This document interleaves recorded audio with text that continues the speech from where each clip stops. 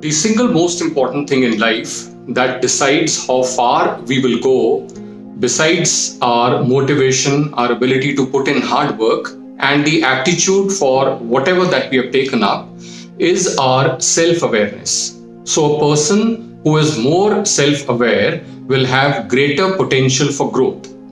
In the SSB, this potential for growth is measured in terms of trainability, and all the three assessors are looking for trainability in a person, which would mean that once this person has been identified as a potential officer, what is his scope for further growth during training at the academy and later on in his service life.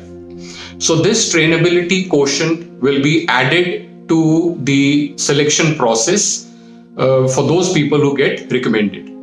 So in this video, let us understand how self-awareness is being seen by the psychologist through a test which is called the self-description test, which usually the candidates just pass it off as a small written thing which they hardly put their mind to, and they just copy it from here and there and they go and put it down on paper, whereas that is a very important tool in the hands of the psychologist to decide how much are you self-aware. So in this video, let us look at what are those cardinal points that you should keep in mind while writing your self-description. Now, first and foremost is you must understand how to write the SD. You are aware that you have to write your self-description under 4 major headings. That is the opinion of your teachers, your parents, your friends, and you yourself. So under these 4 heads, you have to put down 3 to 4 lines or maybe 5 lines at best to say what is the kind of opinion that they hold about you. So you get about total 10 odd minutes to write this. Now, while writing the SD, following points you could be mindful of. First and foremost is that please remember that the SD has to be very exclusive to you. It cannot be copied from here and there. It cannot be borrowed from here and there like most candidates do.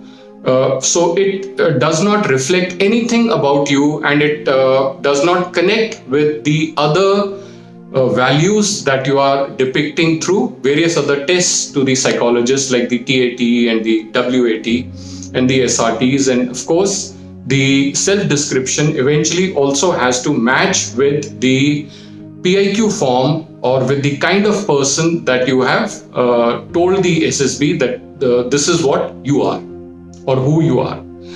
So therefore, make sure that you write your own SD. And second point is that also remember that don't write a stereotype monotonous SD where, one person's opinion is not different from the other. So you must know that what the parents will hold opinion about you will be a little different from the way teachers look at you. And the kind of relationship that you have with your friends will naturally be different from your teachers and your parents. So therefore, there has to be a distinct difference between all the 3 SD points that you are mentioning under various headings.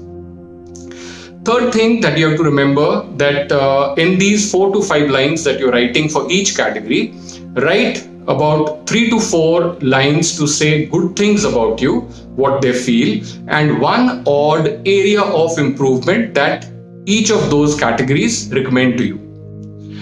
Now, while writing, the good points, usually the candidates use a lot of adjectives and they tend to use OLQs while writing those. What I mean by this is they would say that my parents feel I'm very hardworking, obedient, reliable, responsible. So avoid writing all these adjectives because rather than the adjectives, you should qualify how that quality is seen in you by that particular person. For example, rather than saying that your parents find you hardworking and obedient, if you could mention about something that you do which makes you hardworking and obedient. Let's say that if they tell you that during family functions, etc., that you are given important responsibilities, because they are aware that you will be able to handle them to their satisfaction. So that means that they find you a person who's reliable, trustworthy, hardworking, etc. So rather than mentioning the qualities per se, you should be talking about how those qualities emerge in that relationship.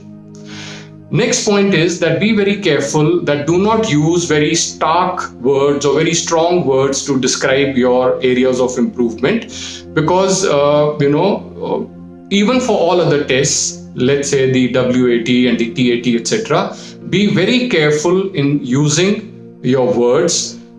Be measured in using your words, because if you use them inappropriately, you may not be really meaning what you're trying to write, but it will be kind of misconstrued by the psychologist that perhaps this is what you're meaning. So make sure that you use sugar coated language or mild language when you're describing your areas of improvement. And don't use very strong words like aggressive and lazy. These are strong words, so use milder words to describe any of those traits that you feel that your parents or teachers want you to improve upon. Now, lastly, one must understand that it is through the self-description that the assessor is not only trying to see how much are you self-aware, but he's also looking at your social adjustment factor. So he's also looking at your interpersonal relations. He's looking at how you connect with your immediate environment, in your family, in your friend circle, what kind of a person you are. So therefore, what you present over there should make you appear as a person who's friendly, who's warm, who's loyal, who's a person who's always welcoming, a person who is humble and down to earth without any attitudes. So you should come across as a person eventually who is very happy and is living in harmony with the environment that he exists. So these are certain points that you can keep in mind while you're writing your essay.